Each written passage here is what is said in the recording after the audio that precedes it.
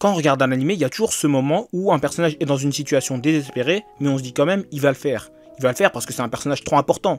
Et parfois, c'est pas logique que le personnage s'en sorte à ce moment, mais il le fait quand même. Ça s'appelle le plot armor, l'armure scénaristique. Comme si le personnage portait une armure invisible qui le protège contre toute mauvaise conséquence. C'est principalement dans les shonen qu'on retrouve ce concept. One Piece, Bleach, Hunter x Hunter, bref, les shonen quoi. Parce qu'il faut pas oublier qu'à la base, ce sont des histoires écrites pour les adolescents. C'est donc pour ça que les auteurs généralement ne veulent pas prendre trop de risques pour ne pas choquer le lectorat en supprimant de l'histoire un personnage trop apprécié. Donc aujourd'hui, on parle des mangas qui ont malheureusement trop tendance à nous feinter. Et on va directement parler du plus connu. Vous connaissez mon amour pour One Piece, mais s'il y a bien un petit défaut, c'est le plot armor. Demande à Pell, il va te dire. Il s'est mangé une bombe nucléaire de l'espace qui était censée détruire toute la capitale d'Alabasta. Sur le moment, on s'est tous dit qu'il s'était fait atomiser, littéralement. Tu survis pas à Hiroshima, surtout quand elle explose à 2 cm de toi. Et bah apparemment, quand t'es un personnage de One Piece, bah c'est possible. Le mec a quand même fini la guerre avec une béquille, comme s'il s'était juste fait les croiser. Alors qu'il aurait dû au minimum finir dans un family bucket à KFC. Surtout qu'on parle d'un personnage tertiaire quoi, c'est Pell. Quelqu'un qui connaît pas One Piece, tu lui parles de Pell, il pense à ça. J'adore rire. Alors il y a une rumeur comme quoi ce sera à cause du 11 septembre que les éditeurs se sont dit que c'était pas ouf de dessiner un aigle, donc le symbole des États-Unis, se faire exploser dans le ciel, vu que l'arc est sorti entre 2001 et 2002. Mais il y a rien de vraiment officiel, donc à prendre avec des pincettes. Il y a aussi Kinemon qui avait une mort assez gore sur Wano. Il se fait trancher en deux par Kaido, mais il a survécu parce que son corps était séparé par le fruit de l'eau. Là pour le coup c'est bien justifié, mais le problème c'est qu'on perd en crédibilité. Et attention, je dis pas qu'il n'y a pas assez de morts dans One Piece. On a Ace, Barbe Blanche, Pedro, Cobra, Vegapunk, Kuma, Saturne et d'autres un peu moins importants certes, donc ça va, il s'en sort bien comparé à d'autres. On peut aussi parler de Dragon Ball. Là c'est simple, la mort n'existe pas. Parce que même quand t'es mort, tu peux chiller au paradis ou sur la planète Kaio. Même l'enfer c'est pas si terrible que ça. Tu peux regarder des combats en live depuis l'enfer avec tes potes, et si t'as la chance d'être un personnage principal, tu peux respawn grâce au Dragon Ball. Au début c'était quand même limité, parce que la deuxième mort était censée être définitive. D'où le fait que la mort de Krillin sur Namek était dramatique. Mais au final tu peux revenir une deuxième fois, une troisième fois, bref.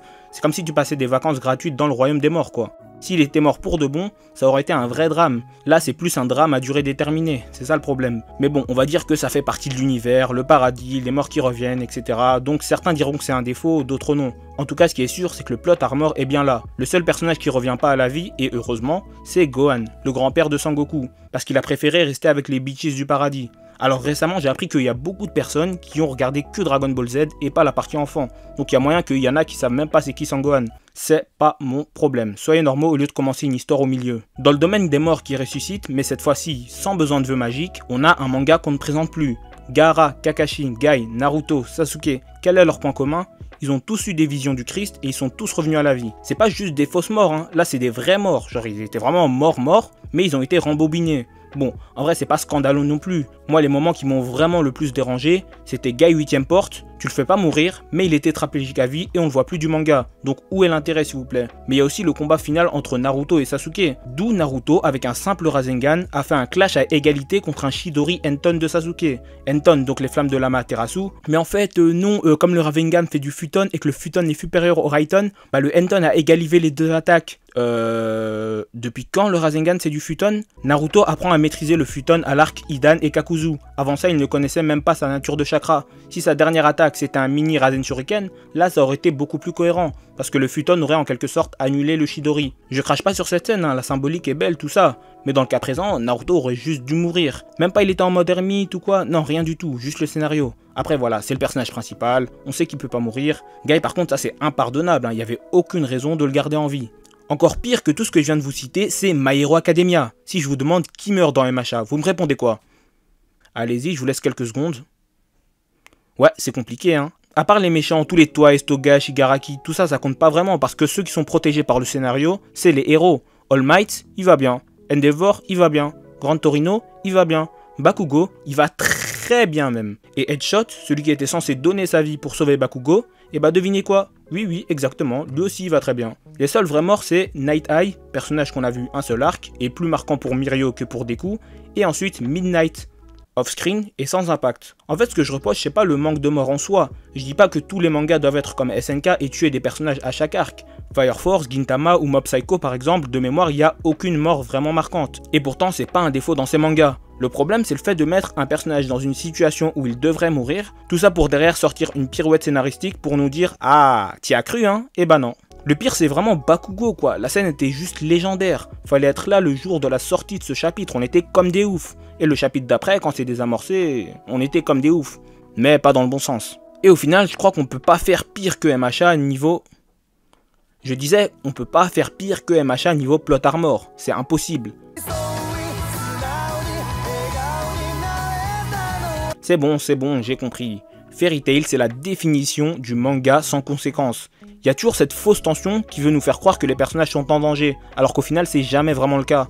Natsu a toujours un power-up souvent incohérent ou une facilité scénaristique pour l'aider.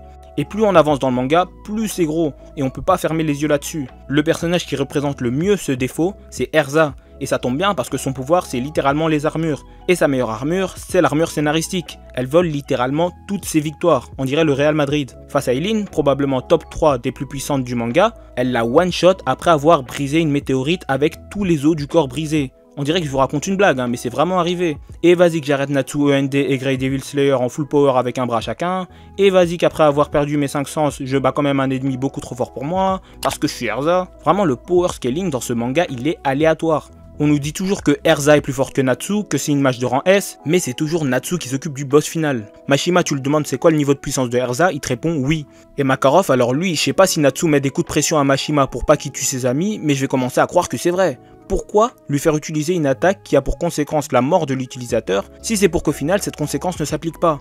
Et sans explication en plus, donc c'est pire que la fausse mort de Guy 8ème porte.